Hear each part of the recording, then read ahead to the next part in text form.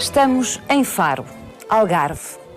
No século XVI, Faro tinha cerca de 2.000 habitantes e 500 escravos, negros subsaarianos. O envolvimento de Portugal e dos portugueses na escravatura é uma das páginas mais trágicas da nossa história.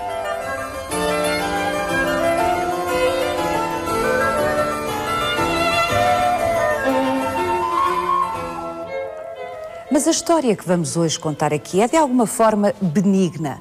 Nos séculos XVI, XVII, XVIII, o Algarve, Faro em particular, foi palco de um processo de integração dos escravos africanos único no país e no resto da Europa. Vai querer saber mais? Venha connosco nesta visita guiada.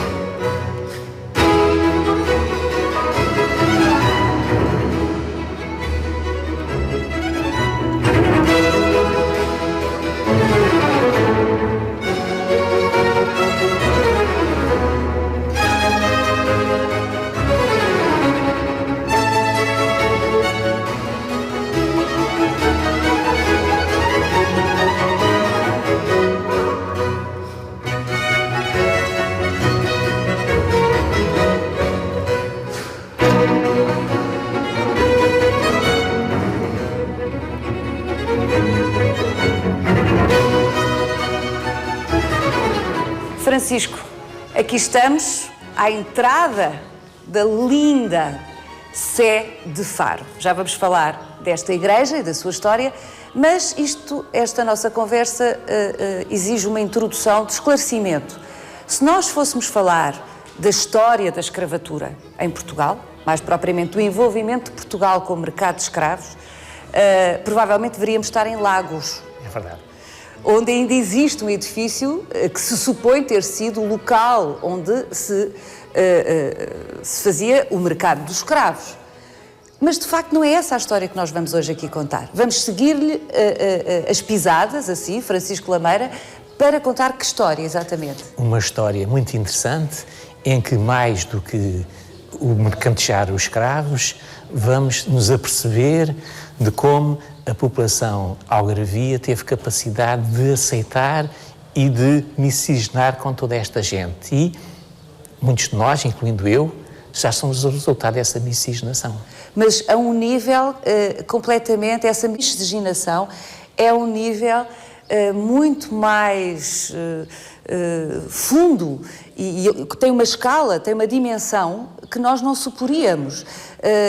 No século XVI havia 2.000 habitantes em Faro. 2.000 e tal habitantes, e para essa população de farenses, assim se pode dizer, tínhamos 500 escravos, o que dava uma percentagem à volta de 20%, o que é muito relativamente a outras regiões do país, onde a percentagem poderia andar entre os 2, os 12, os 16 ou os 18%. Portanto, aqui em Faro temos indícios de uma percentagem um pouco maior do que no resto do país.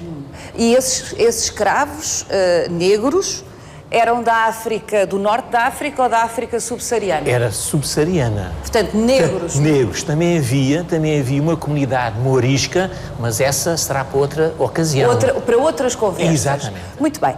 Temos uma surpresa, ou o início de uma série de surpresas que o Francisco nos vai apresentar aqui dentro da sede de Faro, mas antes de cruzarmos este magnífico pórtico, convém muito brevemente recordar a história deste edifício. Sim, e rapidamente, este edifício só foi Sé a partir de 1577. Isto é, Após a reconquista cristã neste local, vai-se fixar uma igreja matriz, a igreja que, no fundo, dava corpo ao Conselho, o Conselho de Faro. Tinha aqui a sua igreja-mãe. Não sei se tem presente que, no século XVI, devido aos descobrimentos e à expansão marítima, era necessário que a sede do bispado não tivesse em Silves, porque Silves fica no interior. Era necessário navegar o rio Arade, que estava com problemas graves de assoreamento e, por outro lado, os mosquitos provocavam epidemias. Ora, era necessário fazer com que a sede do bispado ficasse no litoral e três localidades disputavam: Lagos, Faro e Tavira. Lagos tinha um inconveniente que ficava muito a Barlavento. A Tavira tinha outro inconveniente, ficava noutra ponta, a Sotavento. Faro tinha o grande conveniente de ter aqui uma proteção que era a Ria Formosa. A Ria Formosa era de uma riqueza muito grande, mas impedia a entrada da pirataria. Era uma muralha natural. Exatamente, era uma muralha natural. E então quando se escolhe Faro vai ser elevada de vila a cidade para poder acolher o bispo que vinha de Silves. Portanto, Silves deixa de ser a sede do bispado e passa a ser esta igreja que pertencia à Ordem Militar de São Tiago. É aí que este templo passa a ter a categoria de Sé. Exatamente, passa a ser a categoria de Sé. Mas, em 1596, está a ver, pouco tempo depois, estávamos sob domínio espanhol e os ingleses, que saqueavam uma série de cidades aqui e de localidades aqui no Mediterrâneo, depois de virem de Cádiz, vieram aqui e queimaram e incendiaram a cidade de Faro. E, nessa altura, a igreja foi queimada, foi destruída.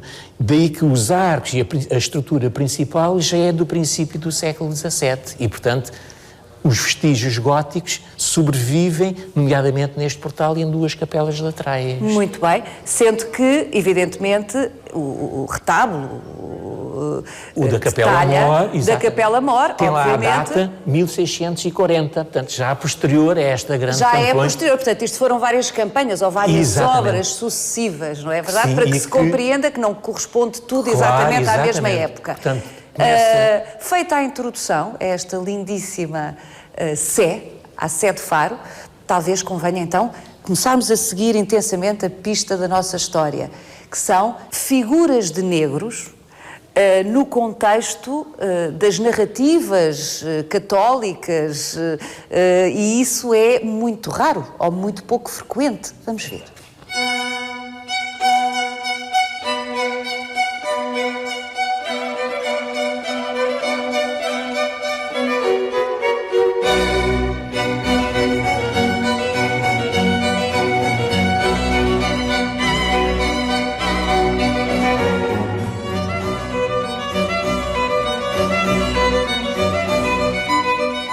Francisco, esta é a primeira das surpresas anunciadas nesta nossa conversa.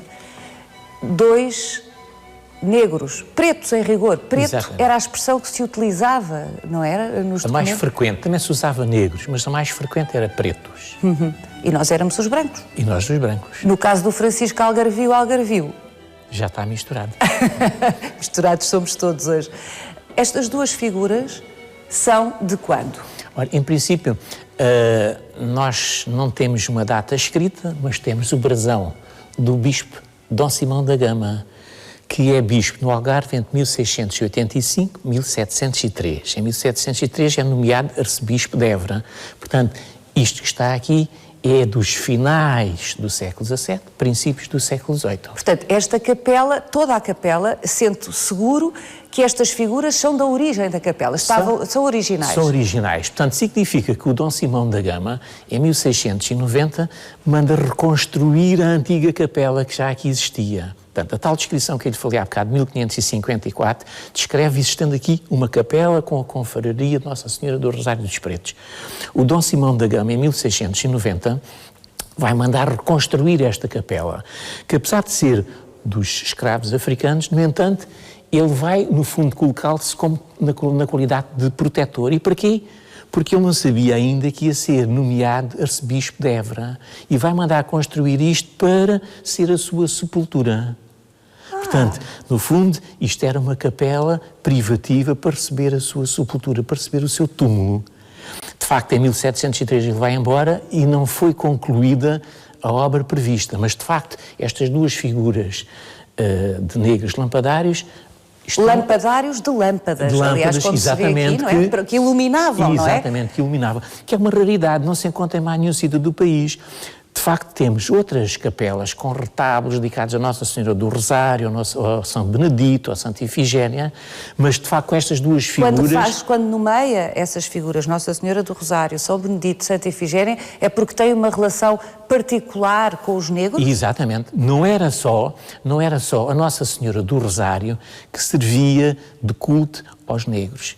Portanto, eles, a comunidade africana, para além da Nossa Senhora do Rosário, também cultuavam a Santa Ifigénia e o Santo Ilisbão, que eram dois santos carmelitas. Nós já vamos ver representações noutro local. Assim como também tinham o culto a São Benedito, esse mais divulgado pelos franciscanos.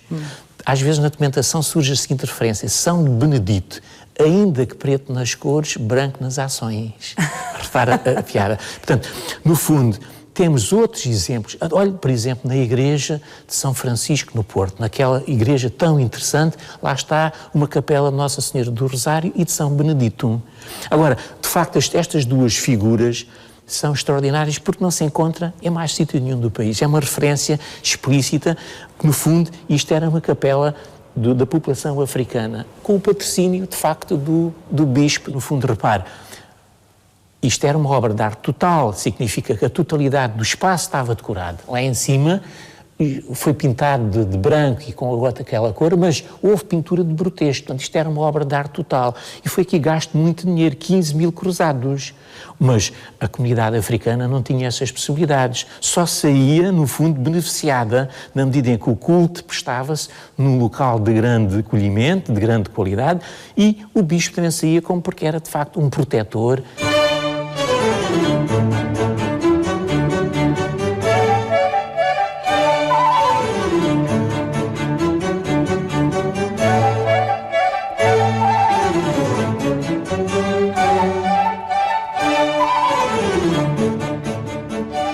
No início do século XVI, 2.000 habitantes, 2.000 e tal habitantes em Faro e 500 escravos negros da África subsaariana. O que é que aconteceu a estas 500 pessoas? Essas 500 pessoas vão sucessivamente tendo cartas de alforria. Aliás, uma das intenções delas se inscreverem na confraria era de ter ajuda. Quer dizer que as pessoas, ao se inscreverem numa confraria, tinham direitos e deveres. E dentro desses direitos, um deles é, de facto, em caso de dificuldade, a confraria ajudava-os. Tinham uma proteção especial por parte dos outros confrades? Exato, tinham uma proteção social e tinham uma integração religiosa que era muitíssimo importante.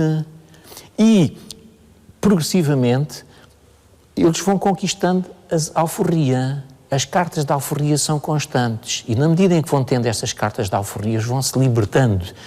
E é preciso também dizer que esta confraria não era exclusiva de pretos. Em alguns casos, em alguns sítios do país, nós temos dois ramos: a confraria de Nossa Senhora do Rosário dos pretos, a confraria de Nossa Senhora do Rosário dos brancos.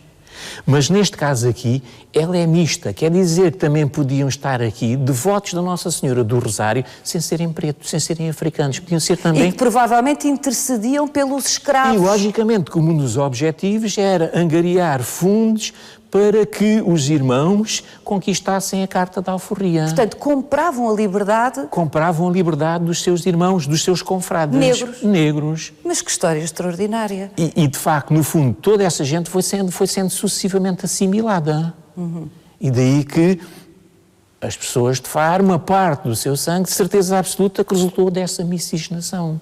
E dessa comunidade em particular, que está contabilizada no século XVI exatamente, num ano específico, Exatamente, 1554. 500 indivíduos 500 africanos que estão aqui. Ora, retomando, o Dom Simão da Gama, no fundo, O bispo? O bispo vai se tornar o protetor. É uma das figuras muito interessantes, é a figura do protetor. A confraria tem um juiz, que é eleito todos os anos, tem mordomos, tem um escrivão, tem um tesoureiro, mas às vezes pode ter um protetor, que é uma alta individualidade que assume um papel de mecenas. Ora, isto que está aqui é uma obra muitíssimo interessante, porque é uma obra de arte total. Quem pagou isto, no fundo, foi o Dom Simão da Gama. Na cidade há outros vestígios, que não sendo o Dom Simão da Gama, no entanto, eles são igualmente interessantes, porque mostram, de facto, esta aceitação que nós tivemos por esta comunidade africana que vem para cá viver connosco. Vamos ver outros, vamos segui-lo nesta visita guiada, mas Francisco Lameira, só mais uma palavra sobre o Bispo da Gama, descendente de Vasco da Gama. Exatamente, um descendente da nobreza importante do país e que aqui permanece. Aliás, no Algarve, os bispos vêm para cá a meio da sua carreira e uma parte deles depois ascende e torna-se bispo de outras localidades. Olha, por exemplo, Dom Afonso de Castelo Branco, que vai depois para Coimbra e faz o passe, que é hoje o Museu Machado de Castro, o Dom Simão da Gama, que vai depois para arcebispo de Évora. Portanto, alguns dos bispos foram, de facto, personagens que não terminam aqui a sua carreira, faz parte do percurso da ascensão. Exatamente, faz parte do percurso da ascensão e que, no fundo, deixam sempre aqui a sua marca. Vamos até onde, agora? São Pedro, onde também havia uma confraria de Nossa Senhora do Rosário. E mais imagens. E mais imagens. Vamos até lá.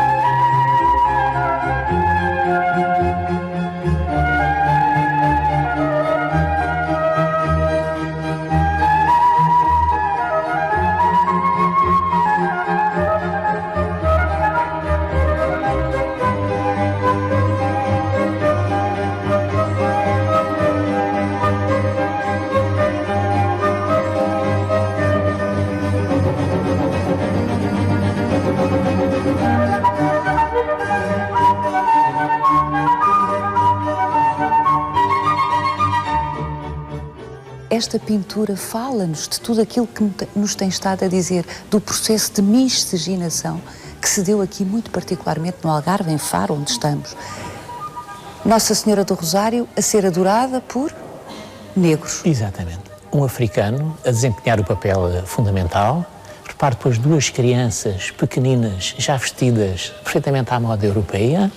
E depois temos um conjunto de mulheres, uma delas tem uma criança ao colo e todas elas, no fundo, estão a prestar devoção à Nossa Senhora do Rosário. Lembra-se, há bocado nós falávamos que, ao se pertencer a esta confraria, eles tinham a obrigação de rezar uma vez por semana o Rosário.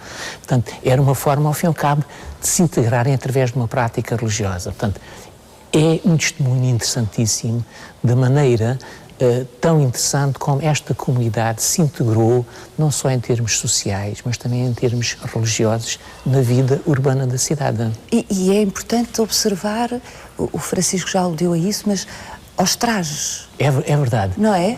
A personagem, então, principal usa um traje tão interessante, todo de vermelho, e repare... Rico. A riqueza, sobretudo, das mangas, da roupa das crianças? E mesmo a roupa das crianças, incluindo uma delas com um chapéu. Exatamente. O que dá conta de que provavelmente já é um homem livre. Exatamente, já é um homem livre, de certeza absoluta, é um liberto já. E falando em miscigenação, tem uma argola, o que é muito engraçado, ou seja, conserva traços culturais da sua cultura de origem, mas já completamente assimilado na maneira como se veste. Claro, incluindo calçados. Exatamente. Repare que ainda não há muito tempo as pessoas, uma parte delas não se calçavam, só as pessoas da cidade é que se calçavam. Portanto, o facto de estarem calçadas no século XVIII demonstra... E este século XVIII é princípio, final? Não, é já da segunda metade do século XVIII, é sobretudo visível pelo planejamento que envolve a Nossa Senhora, já tem um dinamismo. Portanto, é uma coisa... Não sabemos quem é o autor. Não, é de autor desconhecido, mas também ele pertencia, portanto, a uma confraria existente na Igreja de São Pedro. Portanto, está a ver? Onde estamos. Onde estamos, exato. Estão a ver? As duas confrarias, as duas freguesias urbanas, cada uma delas tinha uma confraria de Nossa Senhora do Rosário dos Pretos. E a minha pergunta agora é, porquê a Senhora do Rosário ser a figura da devoção dos negros? Porque, de facto, os dominicanos tiveram a iniciativa de arranjar a possibilidade de toda a gente se inscrever e criar confrarias para todos, porque havia muitas confrarias que eram elitistas, não era? Nem toda a gente se podia inscrever nelas. Nesta era uma confraria, de facto, aberta a todos, incluindo aos escravos e depois aos escravos já aforos. No fundo, todos eles tinham alma e todos eles precisavam de salvar. E isso, sob o ponto de vista ideológico, porque é disso que se trata, Exato. é altamente significativo.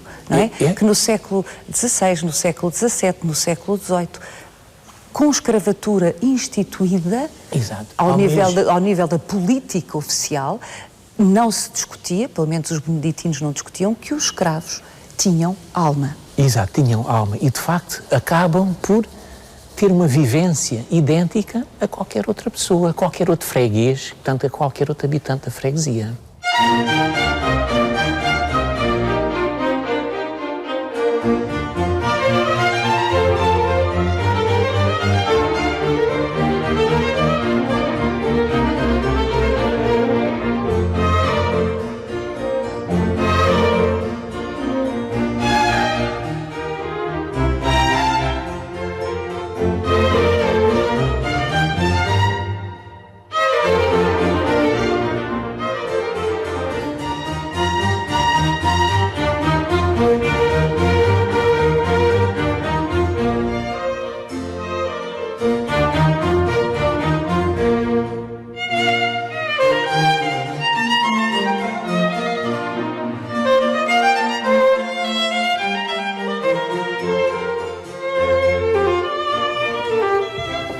Até na igreja da Ordem Terceira do Carmo, uma das mais ricas, seguramente uma das mais sumptuosas, se não a mais sumptuosa igreja de Faro, talvez seja a mais sumptuosa igreja de Faro, magnífica, até aqui, no século XVIII, se representaram dois santos negros. E Santa Ifigénia, aqui está ela, e Santo Elisbão. Fale-nos destes santos e da sua presença aqui. Se, de facto, já vimos e já estivemos na confraria de Nossa Senhora do Rosário dos Pretos na sede de Faro, também é possível encontrar referências explícitas à religiosidade dos escravos africanos, quer na Ordem Terceira de São Francisco, através do São Benedito, ou então na Ordem Terceira do Carmo, através da Santa Ifigénia de Santo Elisbão. Quem são estes dois santos? Eles, aliás, têm dois templos na mão. São fundadores da Ordem Carmelita na Etiópia. Portanto, no fundo, eles são etíopes, mas que tiveram grande aceitação no Algarve e um pouco por todas as igrejas algarvias associadas ao culto carmelita, surgem-nos, de facto, a Santa Ifigénia e o Santo Elisbão. Portanto, era uma forma atraente de cativar os escravos africanos à religiosidade carmelita. Francisco, no século XVIII já se assinava, já havia a ideia de autor, as peças já tinham autoria, mas então em contextos religiosos era preciso ser de facto um mestre muito reconhecido para ter direito a uma assinatura. Presumo que estas duas figuras não têm, enfim, autoria conhecida. Não, a autoria normalmente para a escultura não é muito frequente, apesar de nós aqui no Algarve praticamente tudo o que nós estamos aqui a ver é feito por artistas e concebido por artistas algarvios, exceptuando o azulejo que vem de Lisboa, o resto normalmente é tudo feito por artistas. E no Algarve, e particularmente em Faro, tivemos uma grande escola de entalhadores, imaginários, de escultores, e que, de facto, foram responsáveis por muitas destas peças, apesar de nós não sabermos exatamente o autor delas, mas seguramente que elas foram feitas. Isso não invalida, contudo, que, em alguns casos, algumas das imagens não pudessem ser importadas de Lisboa, mas isso acontece para o país inteiro. Exatamente, e em todos os países, não é? Em todos os países. Muita da estatuária, concretamente, circulava, era comprada, às vezes por catálogo. Exatamente. Às vezes por catálogo, que é uma ideia extraordinária, mas que já se passava. Facto, temos, assim. Mas aqui na Igreja do Carmo há um conjunto magnífico de imagens processionais de uma procissão muito famosa na época, que era a procissão do Triunfo, que foram feitas por um grande escultor que nós tivemos no Algarve, chamado Manuel Martins, que mesmo na época se chamava e era apelidado de escultor famoso. Não é ele que já faz isto, que ele já tinha morrido, mas são seguramente os sucessores da sua oficina. Discípulos, alunos. Sim, alunos e continuadores da sua oficina.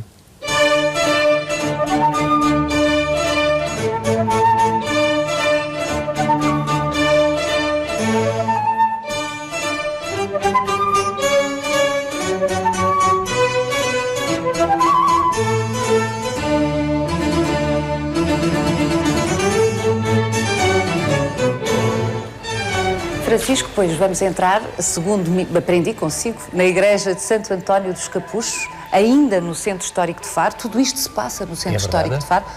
Segundo me explicou, um edifício do século XVII, o que estamos a ver é do século XVII, sendo que a surpresa, mais uma que aqui nos traz, está no altar-mor, que é uma intervenção já do XVIII. Século XVIII. É verdade.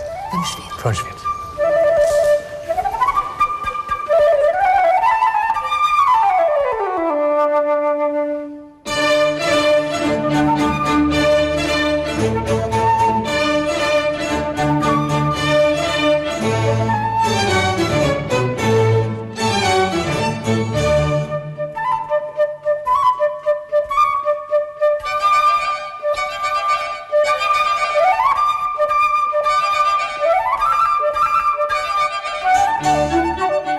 Cá estão, Francisco Lameira, mais 2 surpresas. Em rigor, mais 4 surpresas.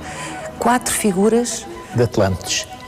Sim, mas 4 negros. 4 negros, é verdade. Apesar de estarmos numa igreja conventual, portanto, dos Capuchos da Piedade... E num arco triunfal do século XVIII... Evidente, e tem a data lá em cima, 1747... É bastante interessante encontrarmos aqui estas figuras destes atlantes de cor negra, porque de facto são raros. São muito interessantes.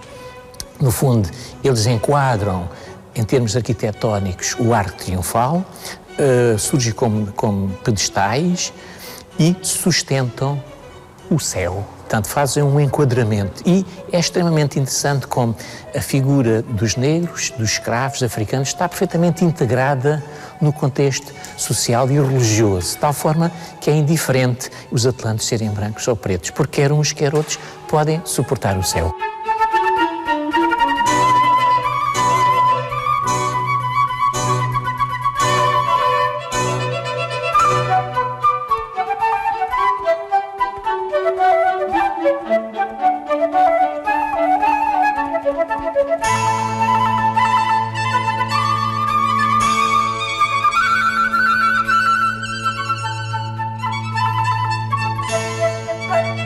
De resto, dá-se esta curiosidade, que já tínhamos verificado também nos pretos lampadários da Sé, que é a fisionomia não é africana. A fisionomia é de branco, não é? Portanto, a sensação que se tem é que se fazem os anjos, no caso, enfim, os atlantes, as figuras que fariam normalmente, simplesmente pintam-nas. Eu não sei se é pintado, se a madeira é diferente. Em princípio é pintado, porque a madeira aqui deveria ser a madeira de castanho proveniente da Serra de Monchique. A Serra de Monchique, devido ao seu microclima, facilitava e possibilitava muito a madeira de castanho. Claro, pois tinha esta policromia que lhe dava esta tonalidade. Mas o facto de ter sido pintado negro, estas 4 figuras, ainda por cima num lugar preponderante, porque estão a sustentar todas as outras. Exatamente. Não é? Dá conta de como era absolutamente fundamental, de alguma forma, representar uma população tão significativa. Evidente, e não é relevante o realismo fisiológico. Claro. O mais importante é a representação, é a figura do negro, ainda que eles, no fundo, sejam brancos, porque as feições do nariz, das faces, do cabelo, o próprio cabelo, exatamente, é europeu, mas no fundo eles são vistos na sua totalidade como se fossem africanos, porque não era previsto as pessoas virem aqui, verem por menor se o cabelo era ou não era um cabelo africano.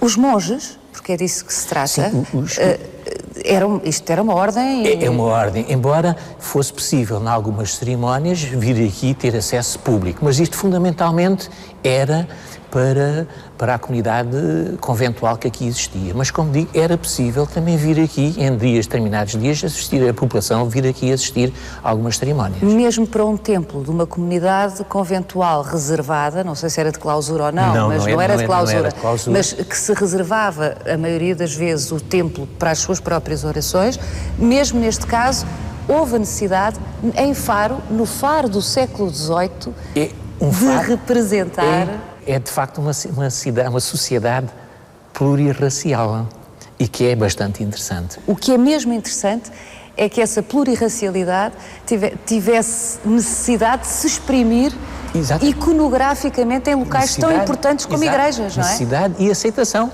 Exatamente. Porque podia ser rejeitado e não era. Aliás, é sinal de uma pluralidade ideológica.